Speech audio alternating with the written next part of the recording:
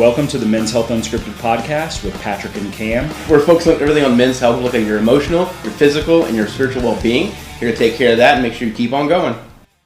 What's going on, guys? It's Pat and Cam, and we got the champ, Eddie Kingston on the show, current Ring of Honor World Heavyweight Champion and New Japan Strong Openweight Champion, and he's competing in the Continental Classic, which is probably going to be the most prestigious tournament in North America right now. So excited to have you on, Eddie. Going to talk a little bit about mental health, a little bit about wrestling and your career. So how you doing? I'm good, man. Ready to go beat up a little bit. You know, my neck and whatever the scapula thing they call it, whatever it is. I don't know. My shoulder blades. But I feel good. Good.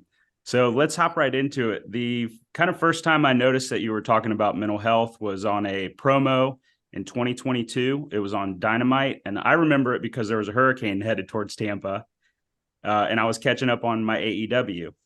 And you had a promo talking about mental health, why it's so important. Was this your idea? Did you go to, creative and say, hey, I really would like to talk about mental health? And then was it difficult to get it cleared? Because men talking about their mental health is still kind of taboo and stigmatized a little bit. The funny thing is, if you go back and watch anything, like a lot of the things I've said in the past on the independents, when I would talk, I would mention my mental health. And a lot of people thought it was just a gimmick or a character thing. And I'd be like, no, it's not. This is who I am, and I'm bringing it into the light. I would tell people that me cutting a promo is, I'm not cutting a promo. I'm actually giving you my heart. And it's almost like my therapy. So I'm taking whatever's going on in my life and mixing it with wrestling and then speaking about it just to get it off my chest.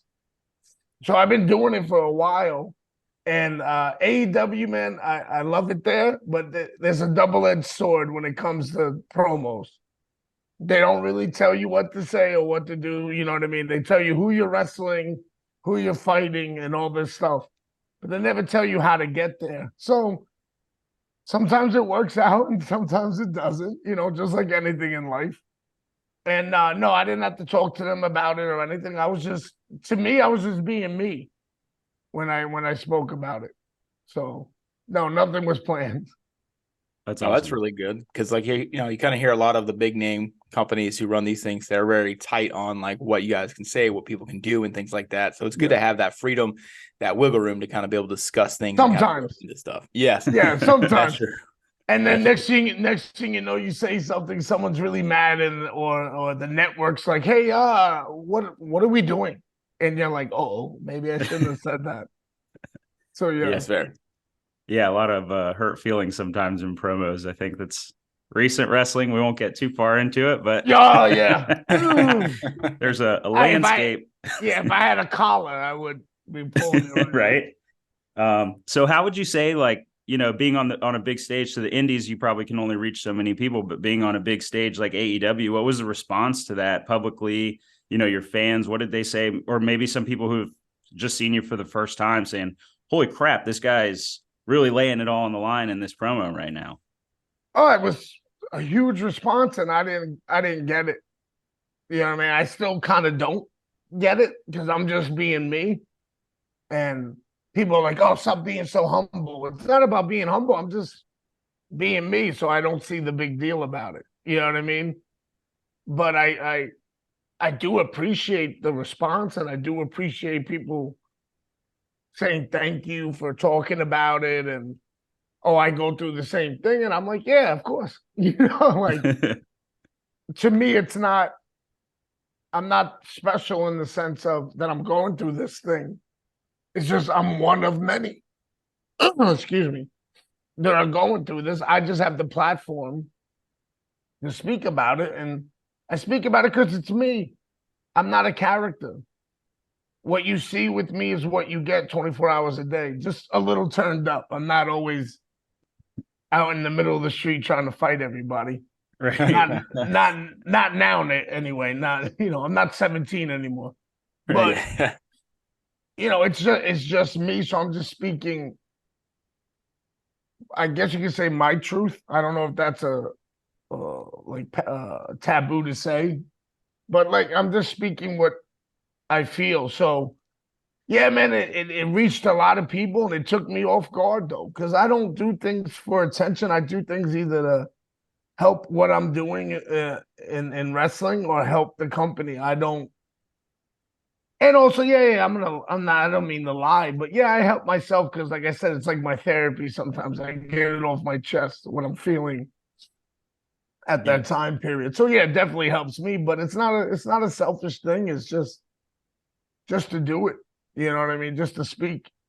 for Yeah, it's sure. interesting that like people would try to like tell you to like calm that humbleness down and things like that, because we all appreciate the bigger than life characters that you guys are able to put on for the show. Like everybody enjoys those kind of big shows for stuff, but like you want that personality, you want that like individualness to kind of still show that you are a person, you are a human, and like we share a lot of these same traits. Yeah, you're big, you're a fucking champion, you're just murdering people left and right out there in the ring, but in the day, like you still are yourself and you still have problems that we all share. Especially when it comes to like male health, we don't really kind of focus on it. We don't take care of ourselves in that same manner. So being able to show that side of yourself, that you're a regular person too, really kind of helps show the fans and show listeners and show viewers that, hey, you may have the same kind of reflective thing as you mentioned. They talk to you about it. Oh, I have the same thing. Maybe it's time to also talk to somebody, or maybe take a step forward and get yourself better. So like anybody telling you to calm that humbleness down, they need to shut that mouth up right there. Bullshit. No, yeah, I get what they're saying because a lot of Yeah. times they're just like, "Come on, man, you're good. You did this and that," and I'm like, "Nope, I can be. I always feel like I could be better at anything I do in my life because it's just I grew up in an Irish and Puerto Rican family from the Bronx, Catholic family from the Bronx during the 80s and 90s, where it wasn't accepted to be mixed, and where my family, my uncles who were my heroes, grew up during a rough time period in New York. And they weren't really my family wasn't really looked upon on a very high level by certain people in the neighborhoods. So I was taught we were always going to be the underdog, no matter what we do. So I took that. And I remember I was told this at like 7 or 8 years old. So as a 7, 8 year old, I took it as like armor, like a badge of honor.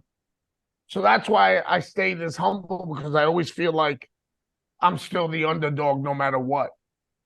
I still have that mental where I'm one with the underdogs and where I gotta get better. You know what I mean? I try to spin it positively because when I was younger, it was, oh well, no one's gonna like me and I'm always gonna be the underdog. So why even try? Now as I gotten older, I switched it to the point where, oh, I just work harder then. You know what I mean? So that's how my mental was as a kid. You know what I mean? For sure. I think being the underdog now, I mean, in this day of sports, just in general, outside of wrestling too, it's just so appreciated by the fans because you can really invest in that, and you can invest in someone who is really invested in the fans like you are, but then also working their way to the top. And and as a fan, I feel like I'm part of the story. Yeah. Right. Yeah. And it's your ability to be able to resonate people with discussing your past, your mental health, all those things, because they all have it. Right.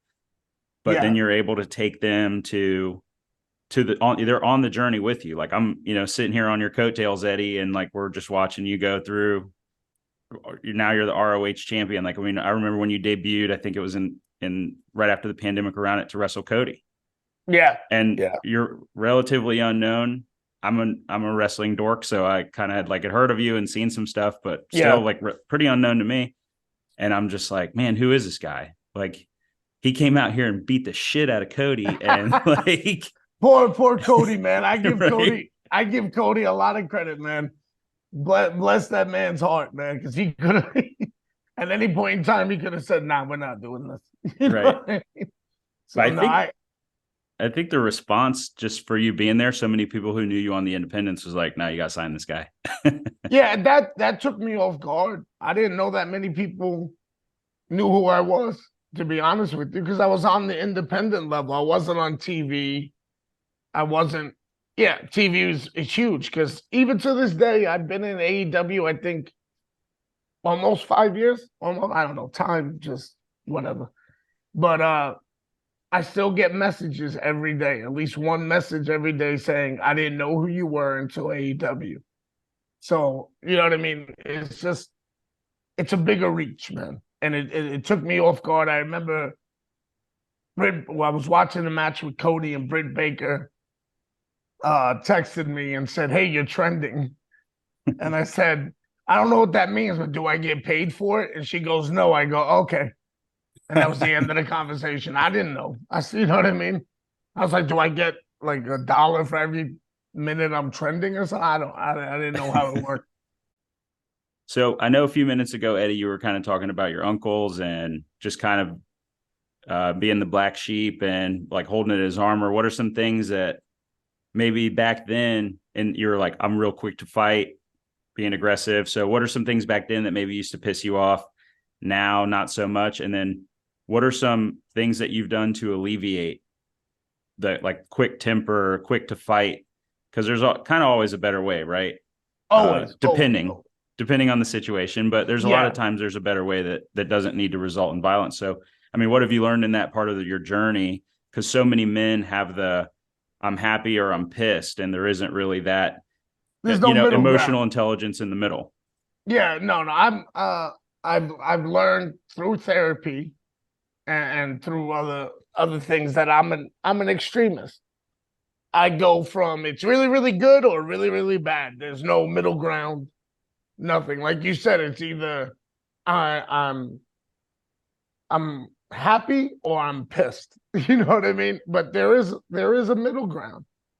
And I've learned that violence isn't always the answer. You know what I mean? It's not the first thing you should go to.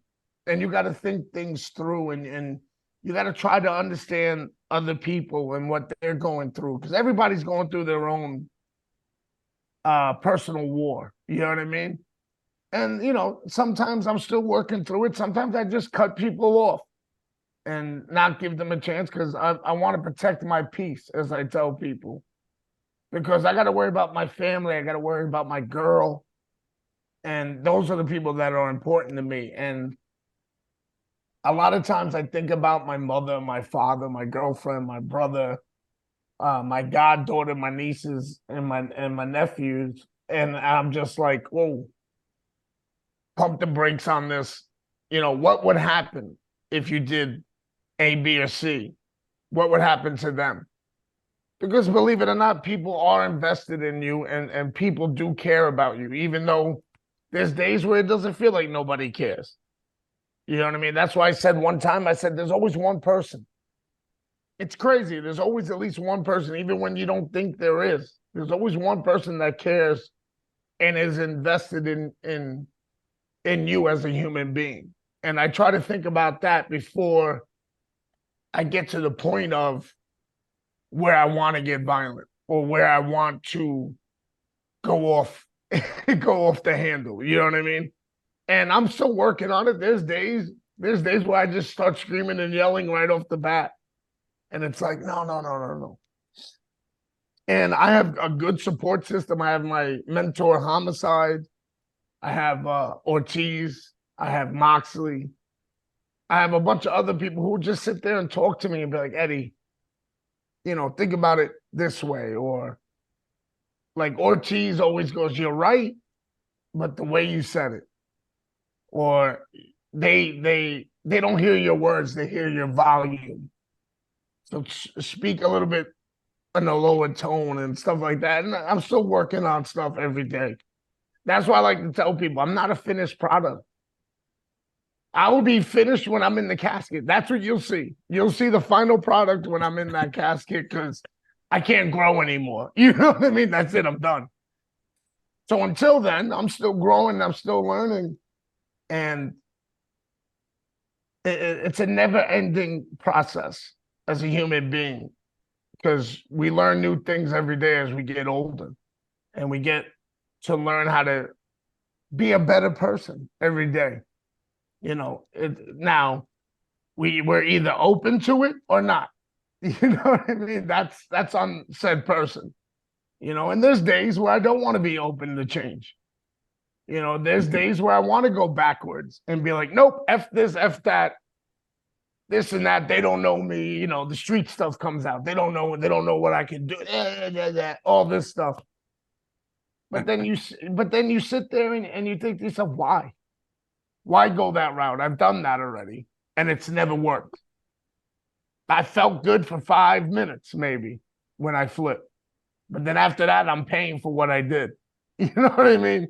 And then I hurt my parents. I hurt my friends. I hurt my girl. I hurt people who were invested in me.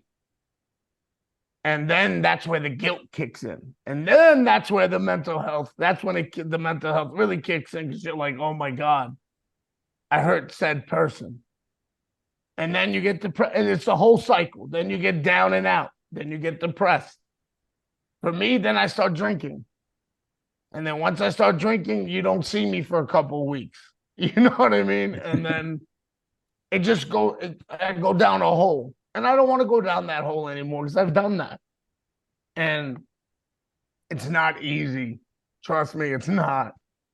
It's not easy. And especially when like someone like me who has, and I'm not special, a lot of people have this, I just have certain beliefs. And sometimes I put it on people when they don't follow those certain moral codes, I guess you could say. That's when I'm like, ugh. But I got to understand everyone's different. And not everyone has the same moral code or whatever you know what I mean? They can believe what they're doing is right. It does, you know what I mean? You have to be able to speak to people calmly and not go right to the extreme, which is screaming, for me, which is screaming and yelling and then violence. You know what I mean? Then swinging on somebody. Because that's easy, that's comfortable. And I learned a long time ago, comfortability kills. You have to do uncomfortable things in your life. You have to do uncomfortable things to move forward, or you'll be stuck. And to me, the comfortable thing is fighting, drinking, going down that rabbit hole, feeling bad for myself to the point where I feel so bad for myself that I hate everybody. And then I blame everybody else for why I'm at where I'm at, instead of looking inward. I don't want to do that. That's too comfortable. I don't want to do that. I want to be uncomfortable and move on and go, like my father would say. I can't believe I'm quoting my father. This lets you know I'm getting a little bit more mature, besides the gray hairs. That's why I'm wearing a hat. My hair's all over the place. That my father would say, everything starts and ends with you. What could you have done to change this situation? Maybe if you didn't do this, you wouldn't be in this path right now. You have to be the bigger person. You have to. I hate being the bigger person. But you have to. I really do. But you have to, because you have to be uncomfortable to move on in your life. Because no one else will. No one else will do it for you but yourself. And trust me, it's not comfortable. It sucks. But you have to change, because you can't be the same, man. You got to grow. You got to grow, or you're going to stay stagnant, and then you're just going to blame everybody, and instead of yourself. And that's where the real downfall starts. I said it one time, I hate saying promo, because I give people my heart and they call it like a promo or a style. It's not a style to me. It's just me giving you my heart. But the best way I can describe it to everybody is saying promo. I was talking about Claudio, and Claudio one time said, I can't keep friends. And it struck a nerve with me, because I remember when I was younger, and still to this day, sometimes I still do it, because like I said, I'm not a finished product, but I would push people away. You know what I mean? Push people away, do nasty things, get people away from me, and then blame them for leaving me. just so I can justify what I did. So, I brung that up in a promo, and a lot of people that resonated with them, I go, yeah, that's what people do. You know what I mean? And it's not a good thing. I'm not saying it to be cool. I'm letting you know, like, yeah, man, I know what I do, and I know it's not right, but I'm trying to change it. The awareness and the accountability is key. I mean, I think with anything, the best example I can give is if you're trying to achieve something and go somewhere, no one in the world, not your mom, not your dad, brothers, friends, no one's going to want it more than you, or they can't want it more than you. No, they can't, because they don't understand it. Like, my father still to this day, even though I'm on AEW, you know what I mean, I'm on TV, I'm doing my thing. My father still to this day goes, "You still got your union card just in case? You still got your 580 card?" "Yes, Dad, I do. I still pay my union dues." "Yes, Dad, just in case." All right. Just want to make, again, no one's going to want it as much as you. No one's going to get it as much as you. You know what I mean? And people don't have to get it. That's another thing. People try to be like, you have to understand me, this and that. No. You have to understand yourself. You have to understand what you're doing, what you're going through. And like you said, you have to be aware of it. I went after, I don't think I talked about this, but ever actually. So after I got kicked out of my second school, my parents, who, thank God for them, they've always had my back. They did not want to send me to a public school because they knew what I would do. I would go to homeroom and then cut all the classes and not get my education. So they sent me to a place called Daytop, which is a secondary school. And my Uncle Kevin, who passed away from COVID, also helped send me there. And there they had groups and therapy and all that, you know what I mean? Which was weird for a teenager. I'm saying, I don't need this, But you just have these plaques on the wall that said certain sayings. And when you said to be aware, the awareness, that just clicked in my head. One of the sayings on the plaques was, to be aware is to be alive. And you have to be aware of your surroundings, all that stuff, but also you have to be aware of who you are and what triggers you and what you need to do, what you can get through therapy, what you need to do to handle the situation. And I heard one time one person said, "Oh, I just want to be fixed." What do you mean?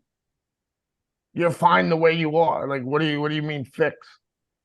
There's no such thing as us being fixed. We just figure out ways of dealing with things. Just because you're going through something doesn't mean you're wrong. Just because you have depression or bipolar or whatever they diagnose you with doesn't mean you're messed up. It just means that's who you are.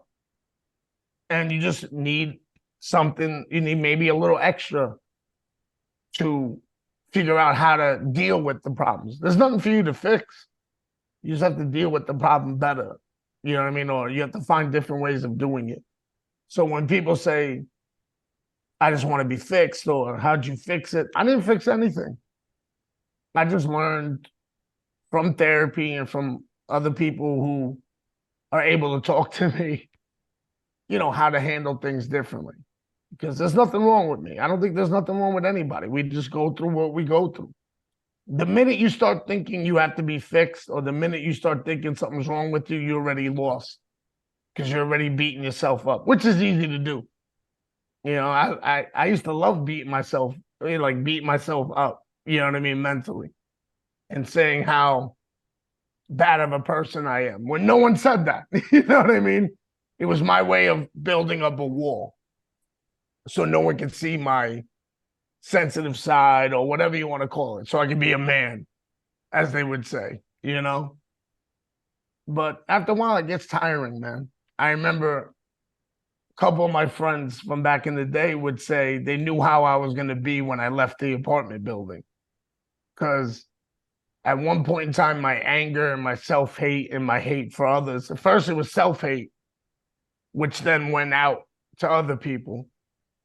They said I would leave my apartment hunched over. And they would go, "Oh, tonight's night. that it's not going to be a good night. Let's try to make Eddie laugh. And I hated that I put that on people, but that's what it was at the time. So my hatred for self and my anger actually manifested physically with me hunching, because it felt like a weight. And I didn't even notice it until, they mentioned it to me. So, you know what I mean? It's just, we all go through it, and none of us have to be fixed. We just have to figure out different ways of dealing with things. So and there's no such thing as normal. That's another word I hate. Hate that word. There is no such thing as normal, because what you guys go through is not what I go through, or vice versa. And same thing. No one goes through what you go through. There's no such thing as normal. What I would tell people about stories of me as a kid, they would be like, "Oh, you went through that? You did that?" I'd be like, "Yeah, that was normal to me. So it's my normal. Your normal's different than mine. That's it. So there's no such thing as one normal." So that word, yeah, Yeah, I don't think we use that too much. Yeah, no, I but don't. I know people use that word a lot, and I'm like, bro, there's no such thing, man. You have your own normal. There's no such thing. This is definitely one of those moments where I wish like talking and vocals was like a cartoon where you had the thought bubble and stuff that come out, because like this is when we want to take those words and hit people over the head with them sometimes, because one of the things I hate is when people are like, I'm broken. I can't stand that. It's like, no, you still have all your body parts together. Like your body is still physically there. It's just, as you said, there's just a way you go about handling things that just needs to be adjusted. That's all. And it's not a problem that has to be fixed. It's not a diagnosis to crutch over. It is just who you are as a person, and there's things you can do about it. Like, so I hopefully all those words have resonated with everybody listening and everybody viewing. But something that resonated with me a lot of things that you've said, we've actually have pretty similar sayings in the Marine Corps we use. So like how you said earlier, comfortability kills. We have one called complacency kills. Yeah. And kind of go along with how the awareness is to be alive thing. Obviously, the more you're aware of your surroundings, whether it be in that particular instance, combat, or how you are socially in the world, you're going to be able to adjust yourself, recognize it. And that's something I kind of find a lot of people, especially in the first world, don't really have, is that little bit of a lack of self-awareness. It's more of self-absorption that they kind of focus on, and kind of ignore the things around them, unfortunately. And it leads to, bad things. Could be, anger, arguments, fighting, and things like that. So I think a big tool that a lot of counseling and therapy gives people is a little more self-awareness, or at least an understanding of it. So that way, when it does happen, as you said, like they had writings on the wall, they had the sayings on the wall. So that's something that kind of helps draw your attention to the verbal word, the written word, that, this is a key topic. This is a pillar that I should be focusing on. That could be something that in this moment of heat, in this moment of intense emotional, like onslaught, boom, awareness. And you're like, oh shit, I'm thinking like this, I'm acting like this. Then you start to notice, your shoulders are kind of hunched over, and you're like, damn, I'm about to be an asshole. Like, this is about to be a fucking day. For no reason.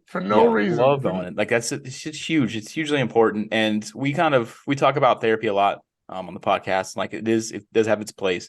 And as you mentioned, nothing's a quick fix. Like, one, don't even think of it as a fix, but nothing's going to be a quick response.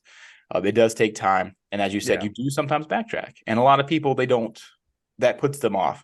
And unfortunately, because it's not going to be an immediate resolution that they want, they will avoid it. They will kind of not do it. And they do put it off in the future. And then unfortunately, they have a lot of bad things that happens. And usually, they hit rock bottom before they decide to get that fixed. So kind of keeping that in pace with yourself. You said before in some interviews that you kind of waited later on in your life, your 40s or 50s or so, to start addressing your mental health in such ways. Everybody has different reasons for that. Like I've actually avoided some diagnostics for myself during pharmacy school, because you'd have to report them to boards and things like that. So I was waiting till my license came around before I had some military related stuff kind of come up. So for yourself, is there like particular reason why you wanted to wait for that long, or is that just kind of when you matured emotionally or mentally? It's definitely when I matured. You know what I mean? Because I just wanted not to deal with. I'm fine. This is the way I'm supposed to be. This is who I am. Words have power. So once you start with these words of it's just the way I am. That's one of the sayings I used to say. It's just the way I am. Deal with it. Either take me or love me. You know what I mean? And no, that was a wall. Like I said, words have power. That was a wall. It's not the way I am. I could change. Anybody can change. You know what I mean? But they have to want to. Or they have to be able to be mature enough to do so and understand, you know? You have to understand yourself first. You have to love yourself because love is the highest form of understanding. And you have to love yourself, which is hard because it's easy not to love yourself. You know what I mean? It's easy to, like you said, have that crutch. Well, I'm just not right in the head, so forget it. You know what I mean? And no, I like I said, it took me a while to be like, no. This is not how I am. I know that I could be better. Not just in the wrestling ring, not just, you know, especially for me, it was in wrestling. But I could be better as a human being, as a person. And again, it's an everyday struggle, man. There's still people out there that don't like me because sometimes you know, I'll go back to the old me a little bit and start screaming and yelling and all that stuff. But I realize it and you move on. You apologize and you move on from it and you try to do better next time. Because like I said, it's an everyday struggle. It's not a quick fix and it doesn't end. You know what I mean? It won't end because you're always learning and growing. Has any part of this journey for you impacted your family and like kind of Cam said, you had some family members wait till later in life to start addressing their mental health? Was it something that they saw in you? Did they see it in themselves? Or, you know, was there a pivotal turning point to get those issues addressed and at least start getting the ball rolling? I think with my family's always been open about it because my dad wanted to be opposite of his dad, my grandfather, who, you know, rest in peace, my man Dinty. He was a hard second generation Irish guy from the Bronx who worked his whole life, but he was a hard man. You know what I mean? No emotion whatsoever. Perfect example, he never said I love you to my dad or his son. He said it to me once by mistake, and I went, and he drove the car off. That's how, like, he didn't want it to even be recognized. He was a hard man. That's the way he was raised, and that was it. But my dad wanted to be opposite. So my dad would talk to me and try his best. And same thing, once my uncles, I believe, saw my dad doing that with me, they did that with their kids. And then they turned it around to themselves. And that's how they started talking about it. So it's always been an open thing in my family because they wanted to be different than the generation before. Because they saw how they were treated and how they reacted to it. And growing up in New York during that time period, all there was violence and drugs and all that. And they didn't want us to go through that. And they recognized that. It took them a while, but they recognized that and then they turned it inward. And they said, well, I got to be the example now. And like I was the first, on the Irish side of my family, I was the first grandchild, nephew or whatever. So I got spoiled to the point of where they all wanted to change to make sure that I didn't go down that same path. And when I started going down that same path, my uncles, especially my Uncle Kevin, who was my first hero, he would help me out. And then he would turn it inward and be like, oh, what Eddie's saying is what I used to say. You know what I mean? Or what Eddie's going through is what I've gone through. So let me show him a different way. And, you know, my dad and my Uncle Kevin were two big parts of my life with that. Well, your story kind of resonates with me. I had a dad that had some substance abuse issues, and it hurt my relationship with him. And I got lucky because my grandfather stepped in and he was able to kind of give me some, you know, masculine strength, I guess, for lack of a better term. Yeah. Right. And but he was a World War II vet, hard ass dude. You know, as he got older and stuff, he softened up a lot. But I remember when I was a kid, he was like, dude, don't mess with the old man. Like, more than anybody else, don't mess with him because he'll kick your ass. Oh, yeah, he has no problem. Yeah, same thing with my grandfather. They have no problem getting up. Yeah. and whacking you a couple times. Like they saw nothing, you know. No, For I sure. definitely get that. And the substance abuse thing, my father's a recovering alcoholic, and I learned loyalty from my father. My dad walked in one day, and I was a little kid. He's been clean for about 30 plus, almost 40 years. That's awesome. And I learned loyalty from him because my mother has told me the story that she told him, "You drink again, I'm gone." She was pregnant with my little brother and had me in her arms. And my dad went, "Okay," and never drank again. I even asked my mom, he never relapsed? She goes, "Nope." So I was like, wow. And because of that, my dad got his brothers into the program, into everything else, you know what I mean, to help them out as well. So, you know, it's funny where you learn things. You know, you learn things from your parents and your family members when you're younger. So, yeah, man, dealing with that too, with addiction and all that, like I'm very lucky and blessed that I know it's in me. You know what I mean? It's in my DNA. I have that addictive personality. I just quit smoking. So like I have that addictive personality. But to see my uncles and my dad fight through it, you know, let you know that it can be done. For sure. Congratulations on quitting smoking, man. That's a Thank you, big man. deal. That's like Been, big that's shit. why benefit. that's why you see me with this.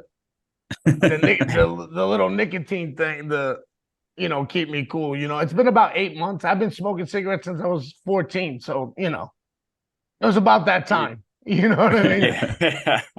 You already had a lifetime of it already going through. Yeah. I had enough, especially when I was wheezing in bed. I said, you know what? I don't think I should be doing this anymore.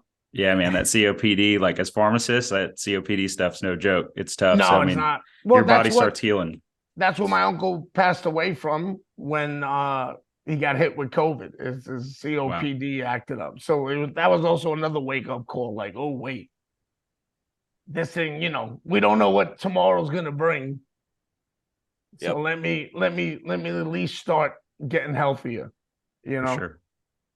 I kind of want to keep it along the lines of, you know, alcohol drinking. Like I quit drinking a little bit ago because I kind of like to party a little bit too much, maybe. Yeah, same. And I was the guy that like 2 to 3 beers would turn into 20 real quick, and you know, making phone calls and stuff. So kind of just like shut that down. But just for my mental health, really, and knowing that I have the addictive personality in me as well, it can spiral quick. So I get you.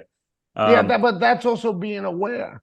Right. You know what I mean? That's being aware of who you are and how you can go. Like now I can have a beer and be like, okay, and I'm done. Because I know one beer then becomes shots of Jameson.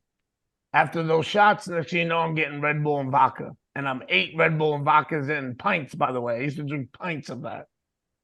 And then next thing you know, I'm either yelling at somebody at the bar for no reason. Or like you said, I'm making phone calls I shouldn't be making. You know, numbers I don't even have saved in my phone that I'm calling. And, you know, that's the awareness part of it. And I don't want to go down that route. I did that dance already. It never turns out well, you know? So, like you said, it's the awareness of it all. Yeah, I wanted to talk about the My Demons Can Swim promo. Yeah. It was awesome. I mean, I think like all my buddies felt it. Everybody felt it because we could tell there was so much truth behind it. Yeah. So it's actually a song lyric that I heard from oh my God, I forgot the band's name. But the name I think it's like Event Horizon or something like that, something Horizon. And I listened to this one song. A friend of mine, Pete Dunn, used to use this song as like entrance music on the Independents. And one of the lines is, you know, my demons can swim. You know, and I heard that line and I went, oh yeah, that's true. I try to drown them out all the time, but they know how to swim. And it just hit me again when I talk, again, promos, air quotes. I don't write anything down. I rarely think about it. I just go with what I'm feeling that day or what I think the situation would make me feel. And with that particular promo, I was going through some stuff that day where I did want to like kind of fall backwards, but I didn't, you know what I mean? And I was just like, all right, let me let it out. And that song clicked in my head and that line clicked in my head. And I said, oh, I'm going to say this because it's true. And it is, man. Like, I used to use drinking as a way to drown out all those, to drown myself out, to drown out my guilt for said things. Or I would use the drinking to mask how I was really feeling. Like if I was down and out or something, I would just use the drinking to do it. Or I used the drinking as a crutch. If something went bad that day, I'm going to go drink. Just so I can forget about it. But you never really do. That's the funny thing.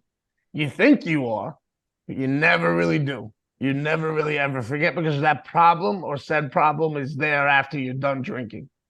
After you wake up with that hangover, or after you wake up and there's a bunch of cheeseburgers on the bed and throw up in the toilet, and you're like, oh, I'm still here. I just added more problems to it. What did I do last night? And then you're getting those phone calls and you're like,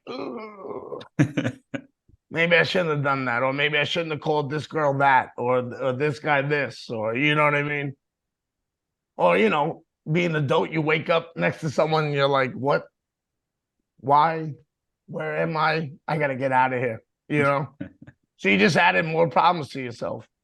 And it's never a quick fix, man. I used to drink to try to get that quick fix, or I used to drink just to beat myself down more and be like, see, I'm drinking. There's no one can help me. See, look what I'm doing. I already defeated myself verbally before I even tried to change. That's why I always say words have power. Do you feel like this opportunity with AEW could have happened had you not addressed, you know, certain things in your past and your mental health, or has addressing it just made you more open to it? Just kind of thoughts on that situation. Oh no, there was no way that I would have been able to go to AEW if I didn't mature. And I had it was during COVID, and I had a close friend living with me, low key, and he actually helped me out a lot, where he helped me focus on what I wanted and ignore everything else. You know what I mean? Like put on whatever they call it, the horse blinders, but put it on something positive, not on something negative. And he definitely helped me with that. And because of that, it actually opened up my mind to, no, I do need help. No, there's nothing wrong with me. You know what I mean? Or it made me more aware of who I was. And when I say words have power, he helped me with that. Because I used to sit there and tell him all the time, I am the way I am. He'd be like, no, you're not. He goes, I seen you be not violent and not an asshole to people. Like, what are you talking about? And so that definitely helped. I needed to mature. Trust me, because there's days, you know, because everybody has their own thing. And there's days at work where, thank God I matured, because years ago I would have gotten fired real quick from AEW years ago. So I definitely needed to mature more. And again, like I always have to repeat this, I'm not a finished product. I still have to work on things every day. So, but at least now, like you said, I'm aware of it. And I got to get out of my own way sometimes to help myself. Oh yeah, that maturity definitely can help open some serious doors for everybody. Yeah. So everybody I'm sorry to cut you off. I'll give you a perfect example. Everyone knows I wanted to wrestle in Japan my whole career, especially for New Japan. And Rocky Romero, who's a close friend of mine, I've known for years, he told me one time when I was going to the G1 and legit living a dream. I used to daydream. In high school, I used to daydream about being in the G1 instead of learning whatever they were giving me. I was looking out the window thinking I was wrestling Shinjay Hashimoto and Masahiro Chono in the G1. You know what I mean? And he told me straight up, because Rocky, a lot of people I have in my group of people, my core friends, are very honest. And he just told me straight up, Eddie, we waited for you to mature. We didn't think you would, but we just waited for you to mature. So you're saying it opens up, once you mature, it opens up doors for you. It opened up that huge door for me going to New Japan and actually wrestling in all these places that I've seen on tape. Yes, on tape, VHS tape.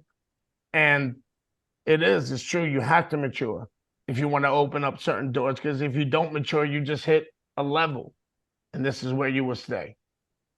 And when you hit that level and you don't want to mature like I did, again, you blame other people for your problems instead of yourself and try to work on it.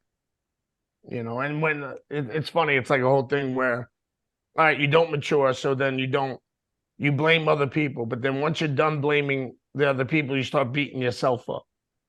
But you never get to that point of maturity where you're like, no, I can fix it. Or not even fix it, I can work on it. Because you defeat yourself before you get there, because you're not mature enough to understand, like, wait. I can turn this around. There's other ways to handle what I'm going through. Stop blaming other people. Look inward and work on yourself instead of looking inward and just beating yourself down. And then, like I said, saying, that's the way I am. No. There's other ways to handle things. There's other ways to change. There's other ways for you to mature and get what you want or get what you work for. So, yeah, you definitely need the maturity part. Oh, yeah. And it's good to hear that, like, that helped you reach a dream of yours of being in the G1 and everything and wrestling out there. So kind of keeping with that in mind, how was it for you mentally, like achieving that dream, going out there wrestling in G1? And then also, what kind of powerful words would you have for individuals who are kind of needing to hear some kind of good advice, good things to help them find those kind of similar doors? Obviously, Joe from Cincinnati is not going to be going to G1 tomorrow, but he's got dreams too. Yeah. That whole experience was, for the first time in my life, I actually enjoyed being somewhere. Like I don't know, I think I was there for 30 days or more, or 5 weeks or whatever. For the first time in a long time, I was not stressed. I was not annoyed. I wasn't anything. I was just living my dream and soaking it all in. That's why I want to go back so bad to Japan, and the fans were amazing. Everything was, I tell people all the time, it was better than anything I could have dreamed of. It like exceeded everything I ever even thought. Now to Joe from Cincinnati or whoever, you're not going to get it quick. This is not a quick thing. You either go to therapy or find someone you trust that will be honest with you and be open. That's the thing that's a lot of us men in general do. We're not open. We put that guard up real quick and we're like, nah, they don't know what they're talking about. My man, if we were right, we will be where we want to be. You know what I mean? If we were always right, everything would go our way. But we're not always right. And things don't always go your way even when you are right. It's just life. You got to be able to roll with it. You have to be able to, like you said, be aware of the situation and be aware of yourself and try different ways of doing things. Because I tell people all the time, we've done this thing where men, especially in the wrestling business, where we hide things or we medicate things with, pills or drinking or whatever. And guess what? It hasn't worked. We lost a lot of guys, a lot of pro wrestlers who should be here today teaching us things. And we lost them. So why keep going down that same route, knowing that didn't work for the generations before us? Why not change it and try to do something different? I would tell people words have power. Stop beating yourself up. And then the maturity will come with that. Once you get out of that mental of, I am the way I am, this is who I am, da da da da da, I'm not going to change. No. You can. Everybody can change for the better or for the worse. It's a double-edged sword again. That's life. Life's a double-edged sword,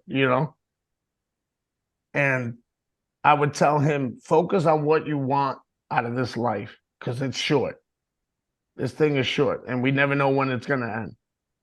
So focus on what you want and focus how can you get there, but get there, I guess you could say, positively, because there's going to be things that are going to be thrown in your way that are going to make you want to go backwards and forget your focus and forget your goal. But as long as you stay focused on that end game or that goal that you want, you'll figure out your way. And like I said, you're going to need help. You can't do it on your own. You can't. I have a great support system that I didn't even know I had. I used to ignore them. You know what I mean?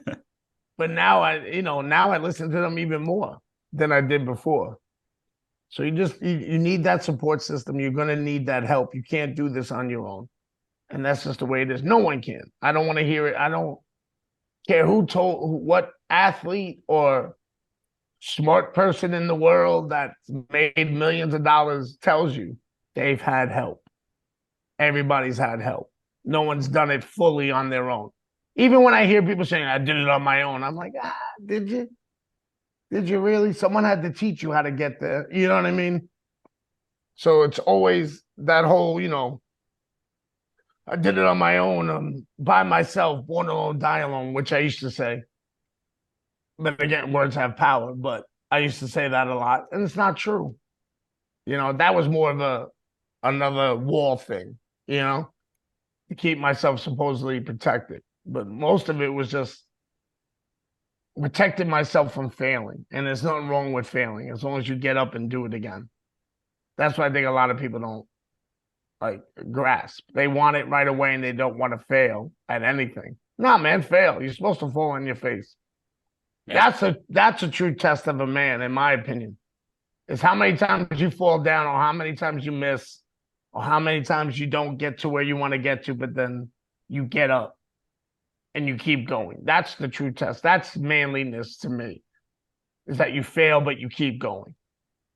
That's the true test of manhood to me. Man, that's awesome. That's a great message. I mean, really, because I can't think of how many times, Cam, I'm sure you too, man, like I get kicked in the dick and I'm just like, man, this sucks. You know what I mean? I'm with you, man.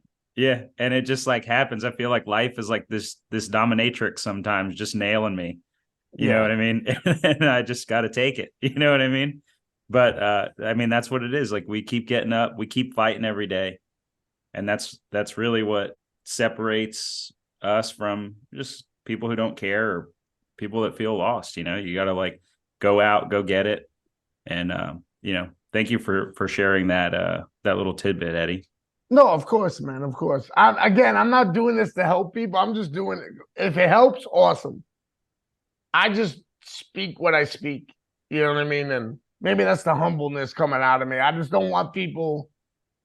I don't know. I don't want to be an advocate for things. I'm just speaking. I'm just being me. So I don't feel like I am this advocate for whatever.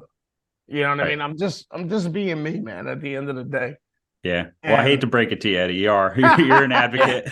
That's one of those things that unfortunately just happens because people take some serious meaning to it and they do take it to heart and they do better themselves from it. So whether or not, people want it, you do definitely become a hero and definitely a staple point for stuff like that. If you notice, I get real uncomfortable. Well, yeah, I mean, we're helping you. We're helping you grow, I guess. We're making you a little uncomfortable, but in all seriousness, like you just have the platform and you don't put yourself above anything. And I think that's what's awesome. It's like, hey, this is Eddie and this is what you're going to get. And I think that a lot of people just recognize that and they love it because they can see a lot of you in themselves and a lot of your past. So we won't bring it up anymore. I won't make you cringe anymore, but you know what I mean? You're definitely an advocate. So I never thought in my life I would ever be speaking to someone who wrestled in the G1. I know we talked about it for a second. I've watched that tournament. It must be painful to wrestle in it because sometimes it's painful to watch it because there's just so much wrestling. And not that that's a bad thing. It's just like it's that period of time in the summer. It's on all the time. So. I mean, how did you prepare yourself mentally to deal with that? For anybody who's going into like maybe a tough interview, maybe have like a a good story. I mean, if you don't know what the G1 is, look it up. It is the most competitive tournament maybe in the world of any sport, but definitely in pro wrestling. Yeah. Up until the Continental Classic got brought in, but There you go. So Tony, I mean, Tony Khan would love you after that. Yeah. I bet. Well, tell him we said hi. but but really, like, how do you prepare yourself mentally? I know you were happy and like on cloud nine up there, but there had to be some preparation to go into like getting your ass kicked for a month. Oh, I just knew, get ready for those hot baths after the show and taking a little bit of Motrin or whatever, ibuprofen afterwards. I knew that was coming. I just felt like I was ready, even though I had hernia surgery right before the G1. Wow. And I didn't realize this, but my first matches after hernia surgery were the G1. I did not even realize that, and people were like, "You're nuts." I go, "I didn't even realize it. I was too excited to do it." But I got myself mentally prepared by just knowing that it was going to be rough. You know what I mean? By knowing that it wasn't going to be easy. And I did it. I mentally prepared myself too, because I was like, this is what I always wanted to do. So let me show out. This may be my only opportunity to be out here. So let me not waste it. And I knew I had to do extra stuff, extra stretching, extra, like I said, extra hot baths, you know what I mean, to make sure everything's good. But that's how I got myself mentally prepared, was that I knew it was going to be grueling. And for those who've never been to Japan during the summer, my God, is it hot. Oh my God. I would walk out of my hotel just to go to Family Mart or the 7-Eleven. And my God, I'll be sweating before I even took my first step, like near the store. So it is hot, and none of the buildings have AC. It is hot. Damn. But I knew what it was going to be, and I had friends like Mox who would tell me, "Oh, get ready, get ready." He goes, "Man, but when they put that ice on you after your match, it's the greatest feeling in the world." So I just, again, support system, and also just knowing that I had to do a little bit extra, like for all that stuff. And then, again, I didn't even think about the hernia surgery. I just went and did it. A lot of people thought, "Man, Eddie, you're crazy. You did it right after your hernia surgery." And I was like, huh? I didn't even realize it. I was like, "Oh, I did."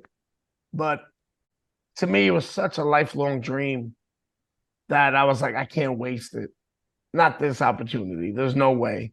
So it made me focus more, even with my mental health, it made me focus more on that as well, to make sure that mentally I was ready to go as well.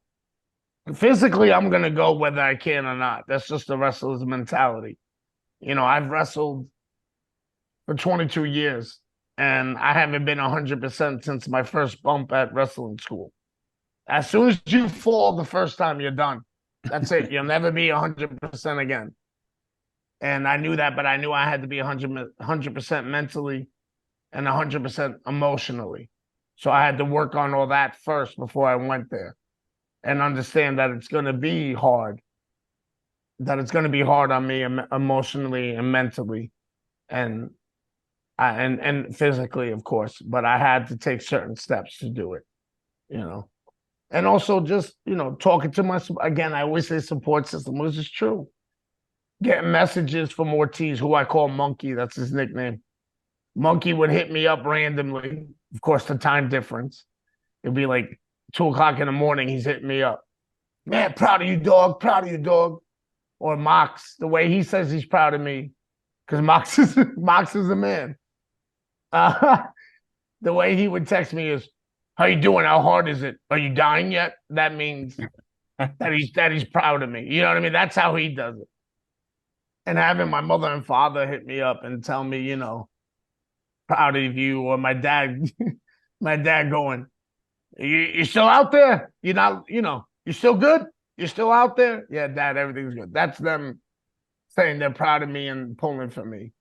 And having my my lady there as well. She came over for like the last I think week of the tour, because she works for AEW backstage for social media, and she filmed some stuff for a future project with the AEW. You still have more stuff to film, but she filmed stuff for that as well. So having her out there was a blessing. You know what I mean? Especially the last week of the thing where you're kind of just chugging along. You know what I mean? You're getting closer and closer to the end. And to have her there to see me react to being in Sumo Hall, where I've seen so many finals. And the match that got me into New Japan was Keiji Muto versus Masahiro Chono in the 1991 G1 Climax Finals. So to be in Sumo Hall where that match took place, you know, and to meet Chono that day too, you know what I mean? Just blew my mind. And to be there and talk to Tenzan, and when Tenzan wrestled another one of my mentors, Akiyama, in the finals in Sumo Hall, I was very happy that she was there to see my childlike face. You know what I mean? There's a picture of me just looking around at Sumo Hall, just in awe of the place. So, yeah, man, it was a dream. It was a dream, and just, God, I want to do it again and again and again and again. You know what I mean? I just want that feeling again. I bet. That's something that definitely can't be understated, though, is that importance of the support system. Yeah.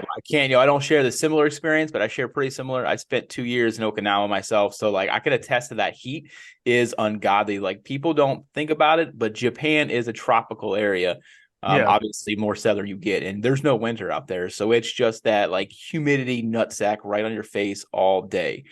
I'm a Lawson's guy myself though. So, you know, Lawson's is great too. I enjoy some Lawson's. Family Mart's too pretty good. But that when you're out there, especially, you know, as a foreigner, for us, you know, we're young 18, 19-year-olds, you're by yourselves out there. So like you don't have that support system. And 10 years ago, the whole technology, social media thing wasn't as good as it is now. So communicating back home is a huge pain in the ass. So the fact that she was able to come out and be with you, like, nobody should underestimate the importance of that. Like just having someone there, having the ability to even talk to people nowadays from across the globe is such a big influence on yourself. It definitely helps kind of put together all those little emotional pieces you need to fight up the next day and then continue on past.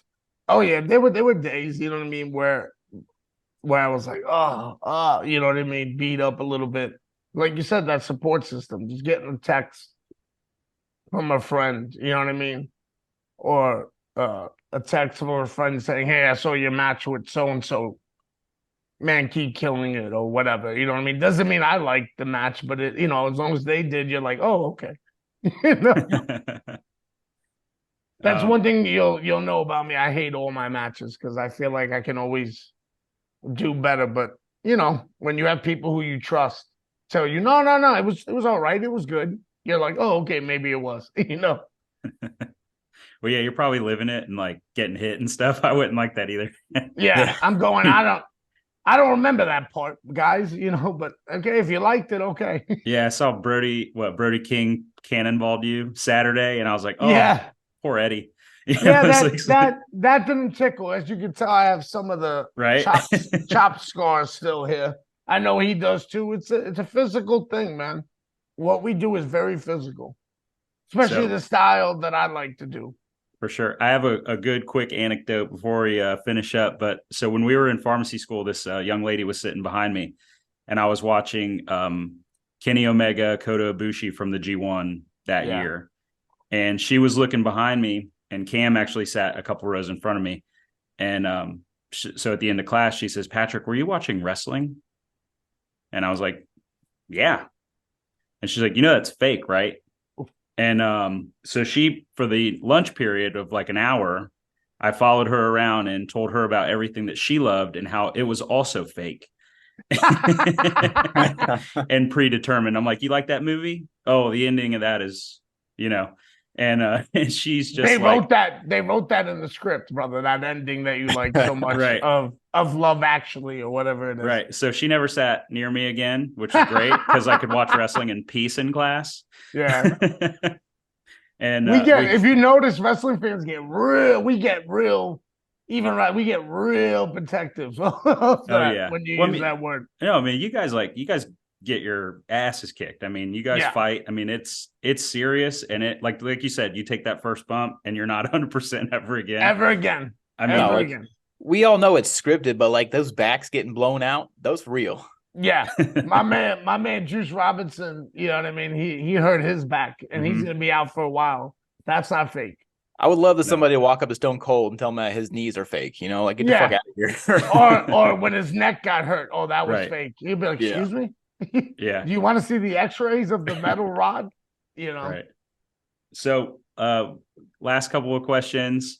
What was it like walking out at Wembley to like 80,000 people chanting Eddie? I mean, you got Indies Eddie, you know, you might have been wrestling in front of like 100, and now you got 80K screaming your name. What is that like? Well, I was so focused on the match that I didn't really realize it until afterwards.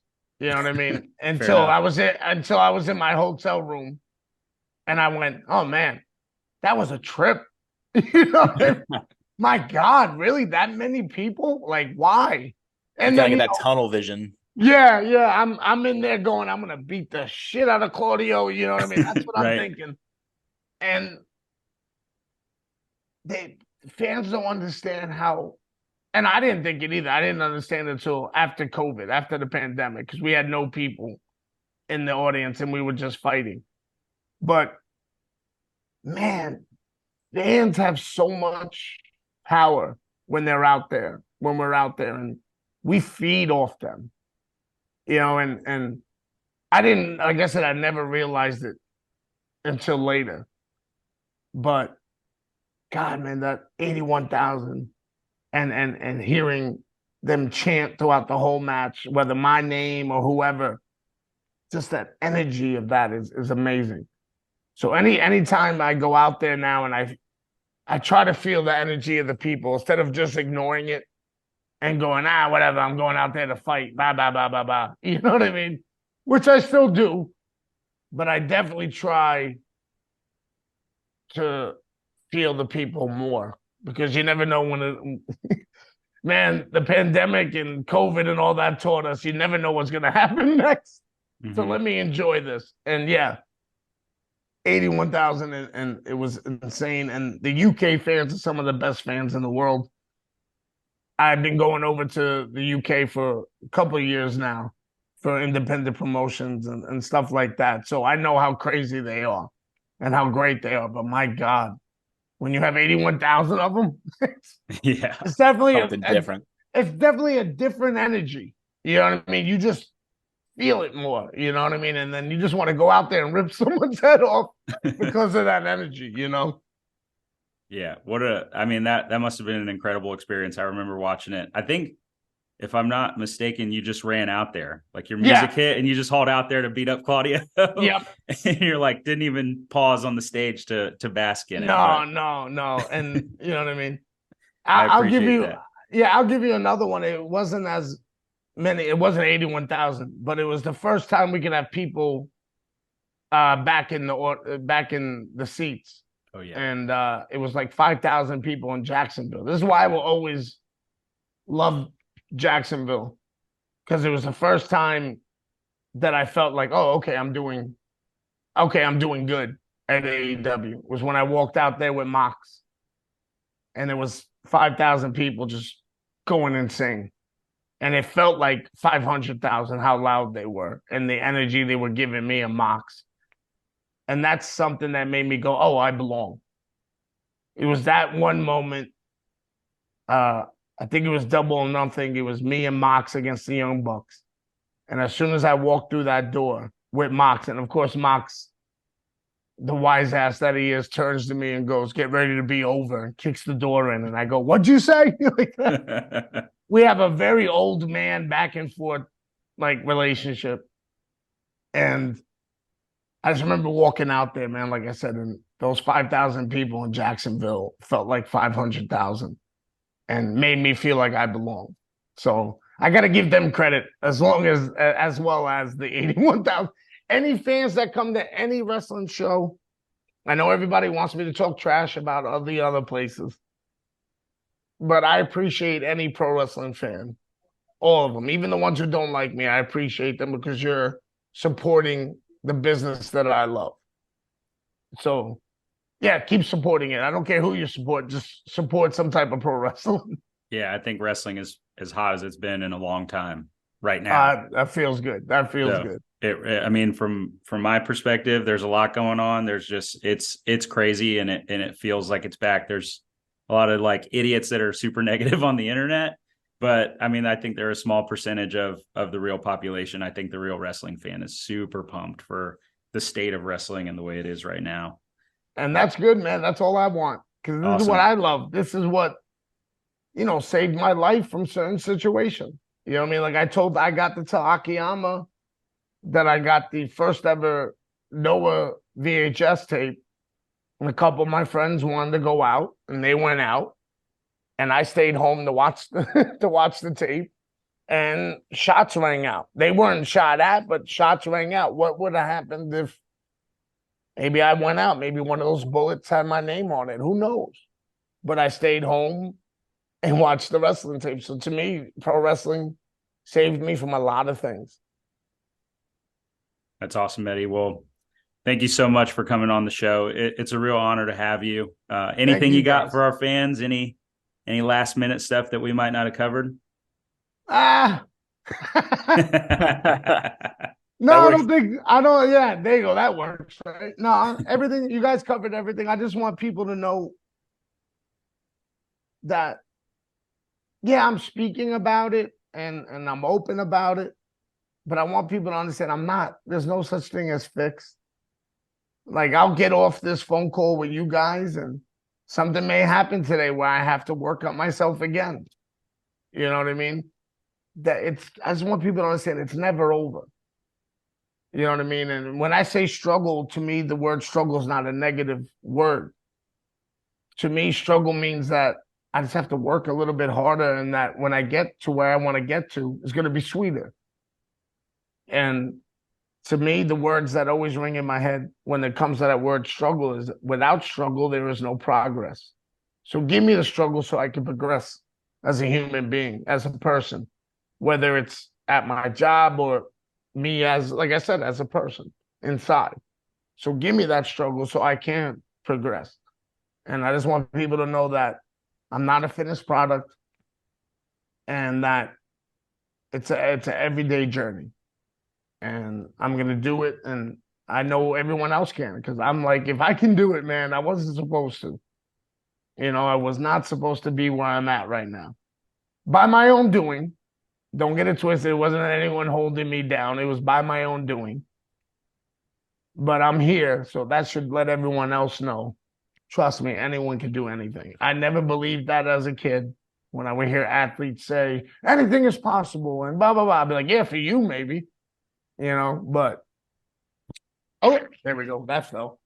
I just want people to know that truly, truly, you can do whatever you can, whatever you want. As long as you progress and just try, man. Try to be better. That's it. That's all I can ask people to do. And know that I'm not a finished product, folks. We're still going. We're still going. Still kicking it for another day. Yes, sir. Well, thank you so much, Eddie, man. It's been a real pleasure just to be able to pick your brain, and thank you for being so vulnerable and being able to talk about mental health and all that stuff with us. So no, thank you guys. I appreciate you doing a great thing, man. thank you. Thank you so much. Thanks, guys. All right, take it easy, brother. Take it easy.